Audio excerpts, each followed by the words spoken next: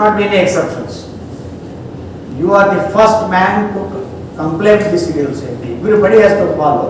Since you are going to interpret CDA rules, take action against the person as per CDA rules, you yourself cannot find violating it. Conflict of interest. You always should mind a conflict of interest also.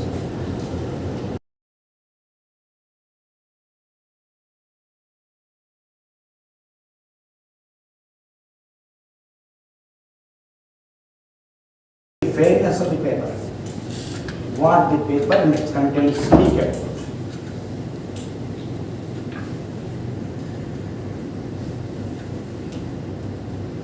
Loss to the company, vigilance case or bona fide business decision. Suppose a case you are investigating, you make a complaint to find that a loss has occurred to the company because of some acts of omission on the part of the official. Thereby loss has occurred to the company, and what do we say? That it should be a matter of efficiency that some operation went wrong and then mission has to, again the part has to be procured and fixed. Now I have seen a case where the operator willfully damages it, so that the person with whom we have a depot has got in stock of it. You want to have liquidity.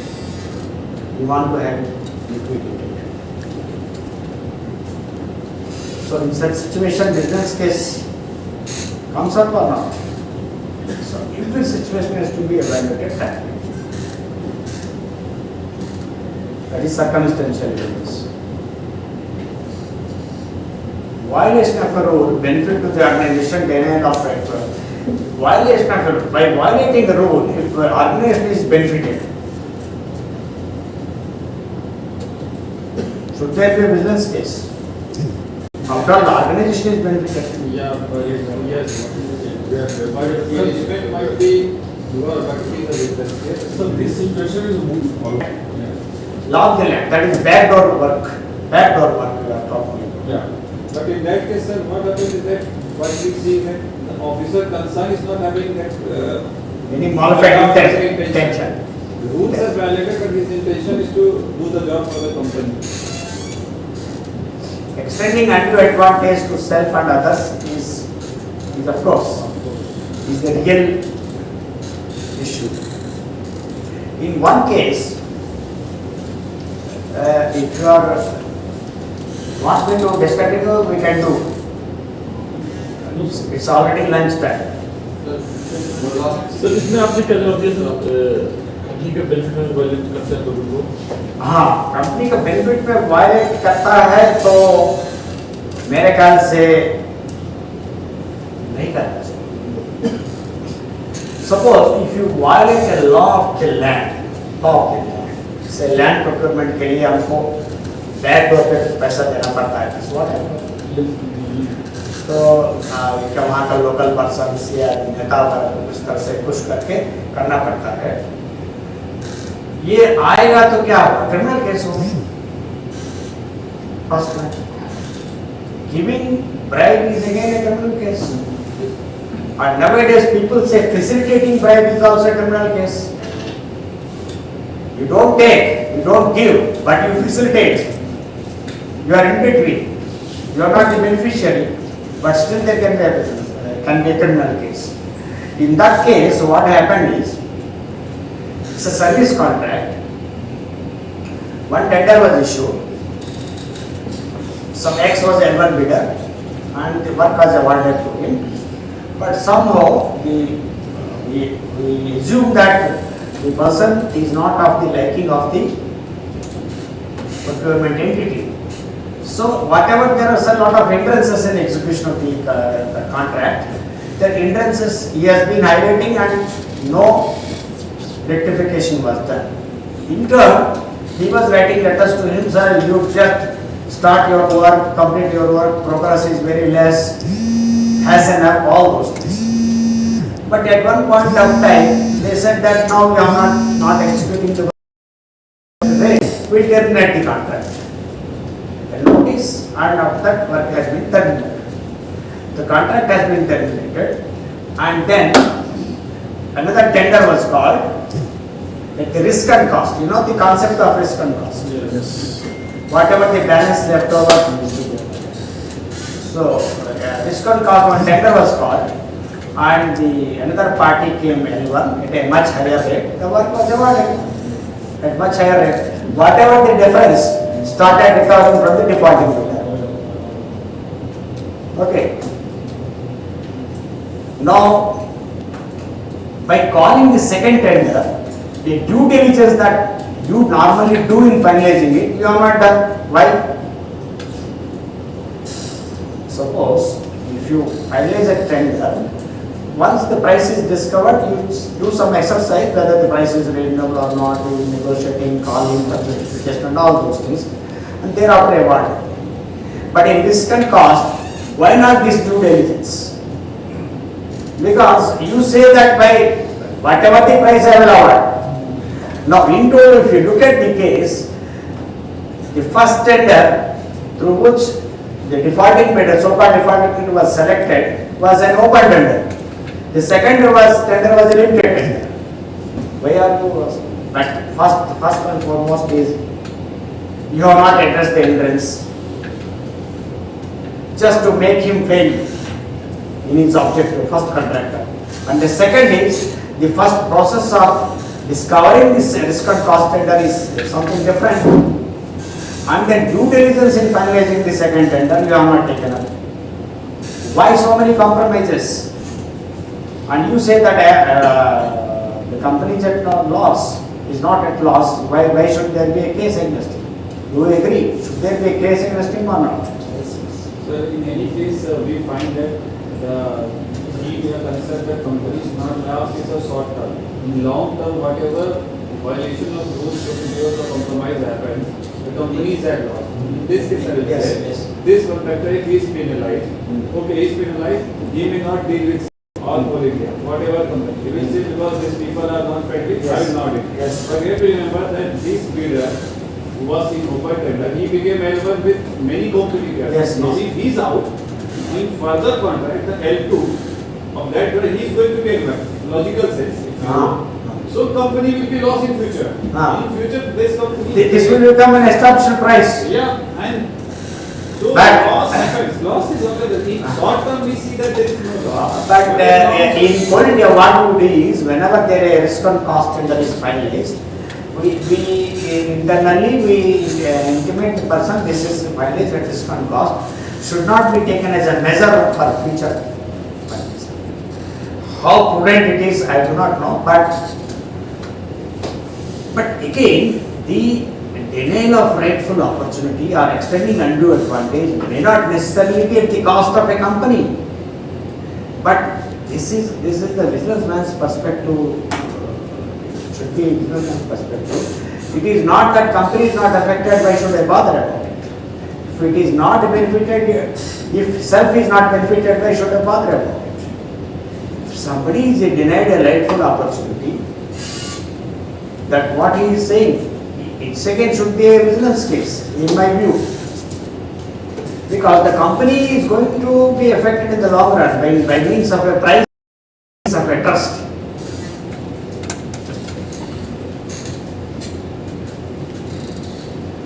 So treating the past data available invested tender, a simple case and then we will close it. Otherwise you will get delayed for lunch, thereafter you may have to attend as well. There are many slides, let us skip it, maybe we will get another opportunity to go through all these things. Yes, sir, that is why you said that there was no loss and rules was also followed, and then Treating the past data available against a tender. You just try to this fits into your way of thinking. What happened? Suppose there is a tender for particular work, particular item. That is, for simplicity's sake, we will say that it is for an item. The tender prescribes that you have to submit a order copy as a proof of And L1 bidder has not submitted. But L1 bidder last month in fact, supplied to the same procurement entity. But the tender condition is that you have to submit an order copy and proof of submission. Should we reject the party? Because he has not complied with the tender condition. But he has supplied to your own. It's in fact it's your own order. Last month he has executed. How can you deny that it is not in your knowledge? है ना? कैसे होना चाहिए? Case होना चाहिए नहीं होना चाहिए? नहीं, केस मतलब क्या वो बिड रिजेक्ट होना चाहिए, एक्सेप्ट होना चाहिए? रिजेक्ट हो जाए। ट्रिकी सिचुएशन नहीं है। Sir, it can be polled here, so that we. That question can be polled here actually. How many people will accept and how many people will not accept? Yes. Then we'll have a fair idea. Yes. How many think that it is an acceptable? The tender should be rejected.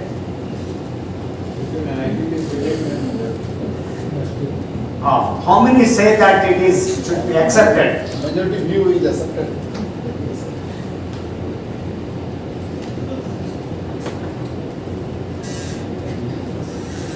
Should the question be not thrown to the tender company to take decide instead of individually rejecting it? Sir, The L2, 50 rupees is the price. Let us suppose 50 rupees is the price and L2 is 75 and the last purchase price, same party, is supplied at 50 rupees. तो हम L1 को reject करके 75 में जाए, but the rule is rule.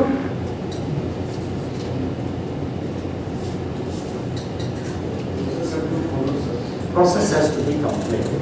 But again, but at the same time, sir, but again, it's again, my view may not be fitting into your scheme of things. See, there are many cases where the views can be different. Let us suppose in a criminal case, Sessions Court judge imposes a capital punishment to a murderer, and if the High Court is let off, yeah, this judge's view is wrong or that judge's view is wrong. It is a perception of the case at different level. We attach it to that particular chain and respected as such in the democracy. So it should. That is why a collective wisdom. We always ask the people to take a collective wisdom. Collective wisdom is an instrument of functioning the entire democracy. Tender companies in the company, board of directors as a final decision. Okay, council of ministers, the government, cabinet, and then parliament.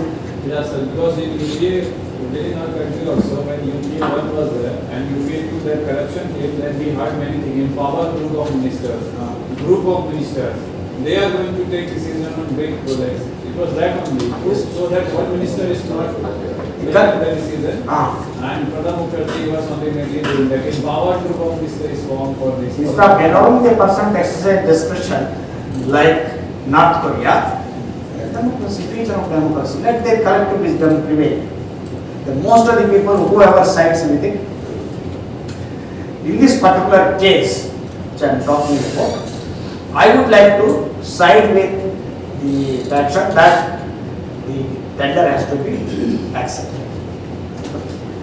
It is not that all rules violation should be given credence to that. In this particular case, it's a tricky situation.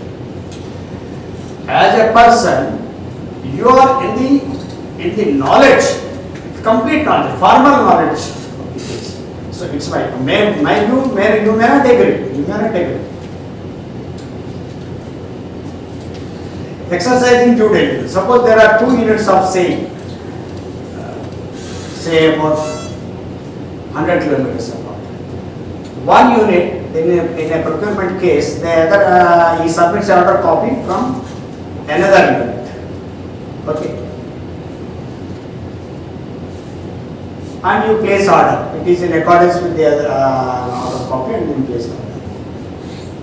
Should we not check up with the other unit whether you have placed such order or not? There may be amendments. It may not have been executed. It may not have been executed. There may be price amendments, there may be quality amendments, there may be specs amendments. Normally it doesn't do, but so that is due diligence.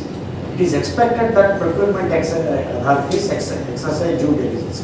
But there is a limitation to diligence also. There was one case of procurement of reflective jackets in one of the areas. What happened is, he has issued a tender. There was one price came. One party submitted L1 bid and the cost was 1500 rupees per piece. Right?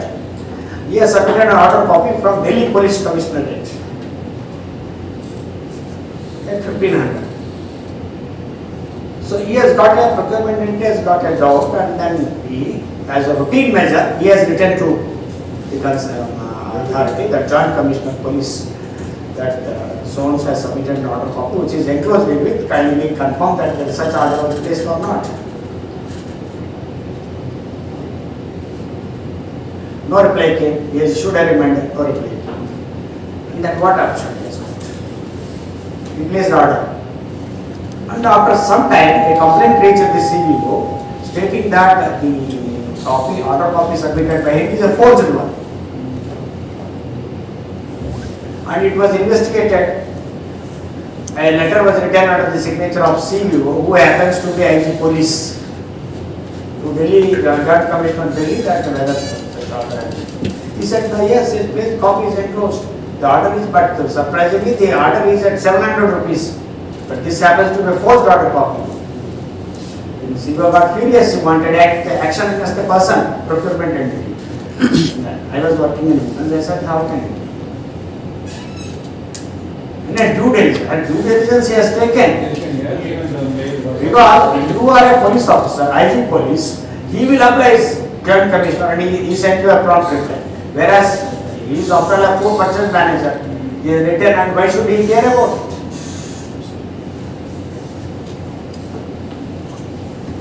Luckily, the CEO has agreed, and then benefit of doubt. But in our country, sir, But if he has not written, then that is due diligence. Then no rule can prescribe for that. It is your application of mind that you have to talk. but in today's time also, sir, this like cross verification of the documents of L1 party, especially not other L1 happens, but nobody, most of the case, no reply is received. Comes because but Today in EH, where all tenders or MIS can be sent, say in CIL or say, the corporate material management groups are having, right, then this unit, this mine, this area has sent this much order in this year. Now, if that data is available at central repository somewhere, so this forging of document will altogether be written out. If an effort is made, because I will just go and check there. That whether this party who has submitted forged document, whether that order is available or not. But response is not there. We have also seen, I have seen South, they will give order of some Chennai, some party. They are not going to, whether that email that is correct or not, that is also not sure. That's a really different case. And in some one case it has happened in our case that the badge, the hologram of company, everything was there. When checked on Google, everything. But what happened? The email ID was doing this in such a way that email sent to the person, that the seller, the vendor was only replying on their behalf. Because there was mild change in the email ID of the company. The other party, because we do not have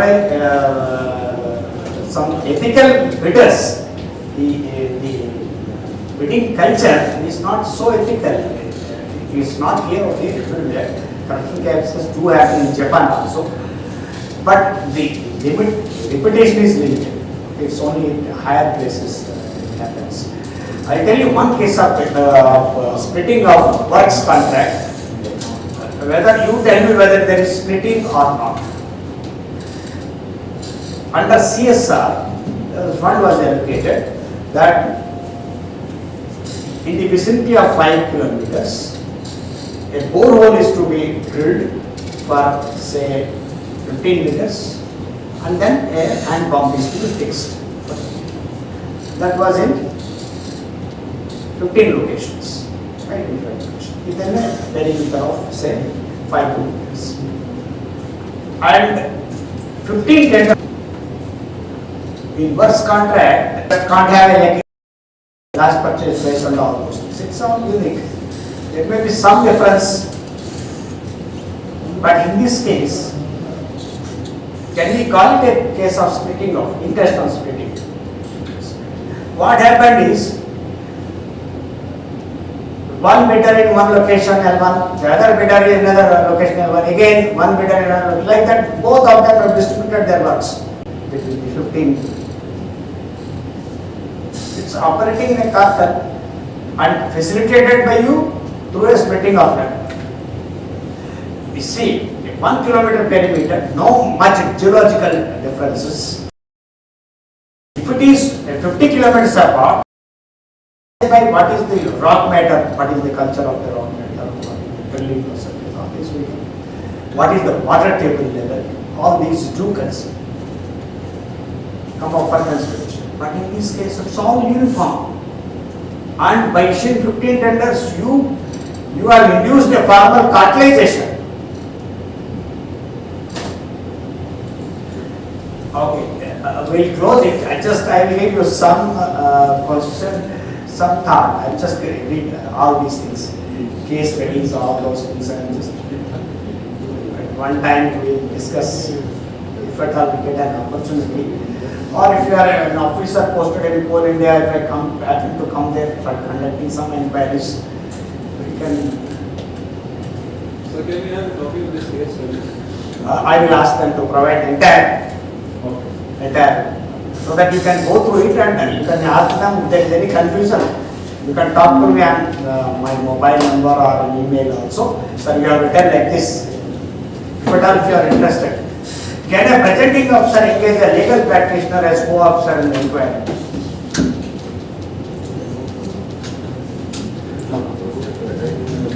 You are calling me? The CEO and CCN. Tell me, no. Uniform, no. If the CEO engages, if the CEO engages legal practitioner as then PO engages. If the PO is a legal practitioner, then there can be equality. Equality. But how often a PO can be a legal practitioner? Is it possible? It's all in-house. But in-house अगर law officer भी है, आप job करते हुए आप legal practice तो नहीं कर सकते. I'm talking about practitioner, not law graduate.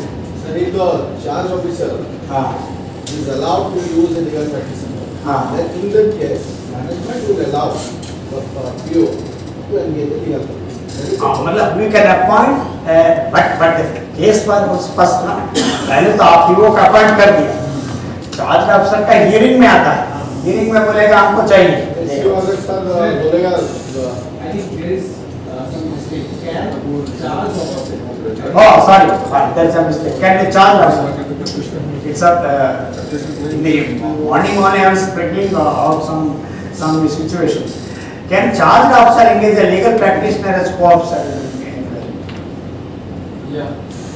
In Coal India, most of you belong to, the rule says that you cannot normally engage. Because the presenting officer is not a but as a principle of natural justice, an exception is given to the rule, empowering the disciplinary authority to consider his case if he wants to engage. In one of the cases, here I was conducting an inquiry, I am not a legal man.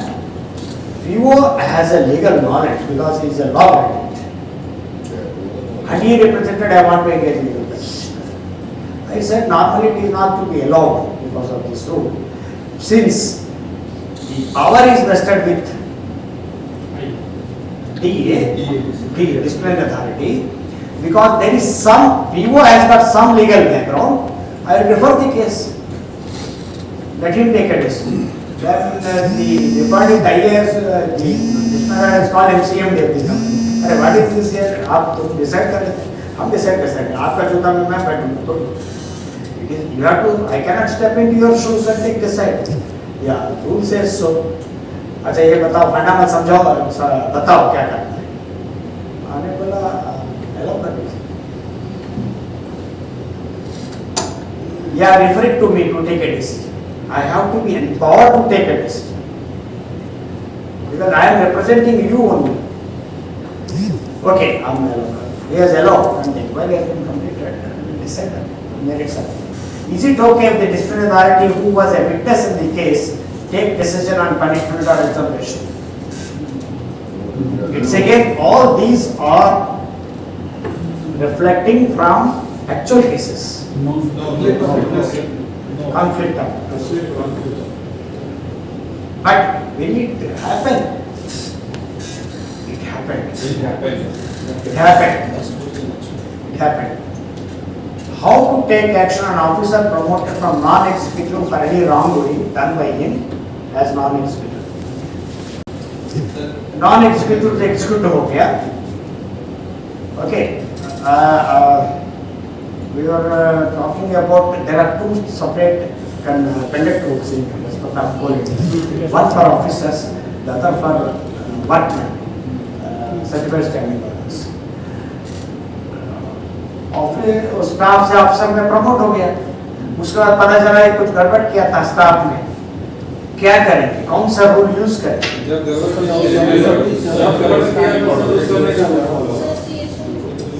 मतलब certificate मतलब जो staff का rule है वो use करना।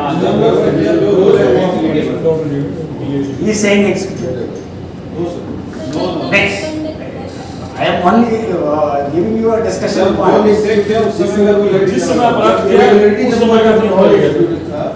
इसलिए sir जो crime किया जिस प्लेस में वहीं का होना चाहिए। Fair enough. But आज उसको पनिशमेंट कैसे करेंगे? उसका डीए देगा और ये तारे वो तो मैनेजर नहीं सर वो भी स्टॉप करेंगे लेकिन it will issued by CMD of the company in case he become executive it has to be issued by same day the company. yes sir but he will be treated according to standing order Standing order. But suppose a punishment to be accorded to an officer is not appearing in standing orders. I am only effectively saying CDA rule में punishment है जो ऊंचे अदालत as per ये certified standing orders then तो बोले कैसे करेंगे I am an officer I have to impose the punishment officer को देंगे ना तो ऑफिसर को देंगे तो वो कुछ तो रोल कोड करेगा इतना पनिशमेंट है या डिमोशन या डिसमिसल जो भी है because in so many people get promoted and go to other companies at board level. This situation comes up. We try to handle it that way. It is not like that an undersecretary of Ministry of Science and Scientific. There is some issues concerned. So we have to indicate in the promoter itself. Second is you quote charge sheet is issued by the CMD. You quote both the rules.